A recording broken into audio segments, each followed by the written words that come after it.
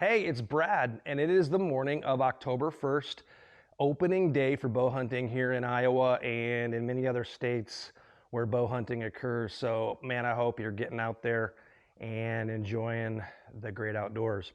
I don't normally hunt mornings this time of year. The only reason I'm doing so is because this afternoon we have a pre-planned trip that we are heading on that's going to take us out of the area through the weekend. So just going to take advantage of this morning. We had a decent cold front that actually came through. It's been pretty warm. The deer haven't been really moving here much, but with this cold front, we have a northwest wind, which is going to be perfect for our setup this morning. And we're going to see if we can do some doe management. So I've actually been seeing some bucks on camera out at our hunting property, but none of them are mature. It's kind of cool to watch them, and they're starting to exhibit some behavior. There's been some sparring. We have some making some scrapes, so pretty cool behavior, but nothing that we're going to really chase after right now. And today, where we're going to be hunting at the home property, we don't typically see many bucks at all until the rut. So there are some big ones in the area, but right now we're going to be focused almost entirely on does. You don't know what's going to show up, but that's my expectation. If you've seen any of our previous videos, you know that we do have quite a few does in the area, or deer for that matter, but none really living on our property. But my guess is that they're coming back to their bedding, passing through our property, and we have a loaded apple tree that they've been stopping at. So hopefully we can catch a couple on their way back.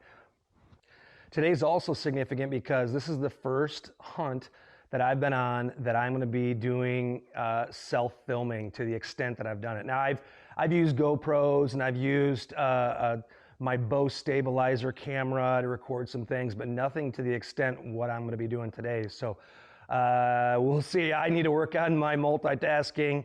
This will be a great opportunity to test that out before things get a little bit crazier when you get into the rut. I'm going to be hunting in a oak tree that's between our food plot and what we call our apple orchard. It's not really an orchard, but we have probably 7 or 8 apple trees there. The northwest wind that's blowing today is kind of splitting the middle between where I am expecting the deer to show up. So we'll see. But the problem is I don't have a really good route to get out there. So the gig could be up pretty quickly if the deer are already out feeding on the apples. I cannot get up into this tree stand if they are out there, and it is what it is. And my hope is that they're going to still be out in the bean field that's being cut right now, and hopefully they're just picking the beans that fell out. So that would be ideal. So the good news is we did not bump any deer on the way out to the tree stand this morning.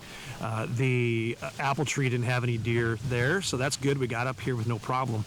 The good news is that the deer were on their feet. Unfortunately, we're competing with some other food sources. The farmer to the north of us is in the process of picking the beans, so the deer were definitely interested in that food source this morning.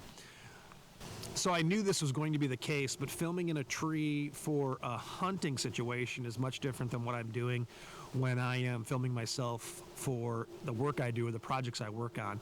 We have other variables that are in place. For instance, today we were dealing with deer in the distance and the branches and leaves that were moving with the wind, and the camera wanting to focus on what was closest and the action there. So had I had the preset set to manual, I could have hit that button real quick and zoomed in and focused on those deer. So it's a learning opportunity. Fortunately, it wasn't a situation where it cost me an opportunity for a deer, but it is something I'm going to take a note of and clearly update moving forward. We're not going to stick up in the stand too much longer today. There's not a lot of possibility of the deer swinging by. This, again, is a pass-through area on their way to or from bedding, so we've kind of passed that window this morning. I have plenty to work on anyway, but a couple things I wanted to highlight before we wrapped up today. You can see here the water hole that I put in, and it is surrounded by our food plot that's been growing wonderfully. Very, very happy with the amount of food that was produced this year. It's going to be available when all the crops are being picked. In addition to the beans to our north, we have standing corn still to our south. So those are going to be some food sources that the deer are going to be, hitting, which is fine. We kind of anticipated that, not a big deal. Another thing I wanted to show you real quick is right over here. This is where you would have seen the fawn from a couple months ago from an earlier video when I was filming for the water hole. And that deer was literally 15 feet from me. That kind of caught me off guard, but that was kind of a fun little deal.